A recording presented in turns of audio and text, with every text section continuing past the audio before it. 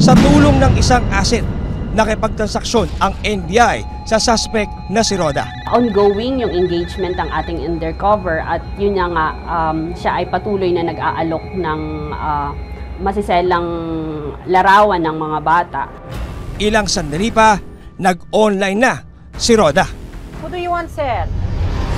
This is Josephine. She's 13 years old.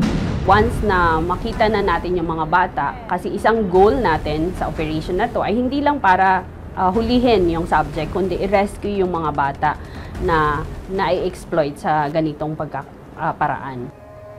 Tulad ng inaasahan, inalok ni Roda ang mga bata sa kausap na asset. How about the little girl? This one, Vanessa. She's 8 years old. Very young, very fresh. Do you have videos of them? Yes, sir. I can send you 3 videos for only 5,000 pesos. Send it to me. After the show, I'll pay you. Halika na, girls. Showtime. Ayaw nating mas lalo pang ma-exploit yung mga bata. So once na makita lang, mag-high lang yung mga bata. Sa hudyat ng asset.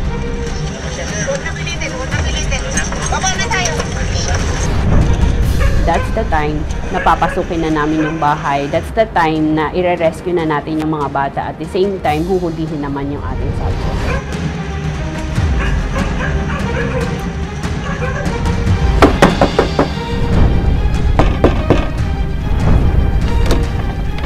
Kayo po ba si Roda? Opo. Makinig po kayo. Meron po kami wala to search sa mga sabi ko. Meron po kami na mag-search po ng mga cellphone nyo. Ito po sa bahay nyo na to. Nakita natin yung mga bata at yung subject ay may hawak-hawak na cellphone at ongoing nga yung kanyang pakikipag-video call doon sa ating asset. Bakas kay Roda, maging sa mga bata, ang pagkabigla. Asan ang cellphone mo? Bakit nga gusto mo malaman? Wala namang pinagawa. Titignan namin ang cellphone mo. Hindi nga po! Hindi! Hoy, anak! Ano yan? Saan kayo punta? Saan nyo dadalhin mga anak ko? Noong una, parang nagwawala siya or ayaw niyang magpahuli.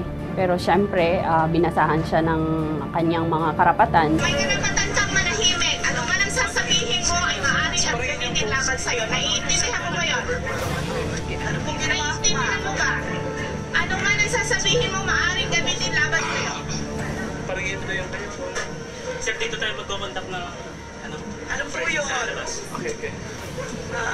At hindi naman, hinuli na rin siya habang nagsisearch na rin yung ating mga operatiba and at the same time, sineparate yung mga bata para i-rescue ng ating mga social workers.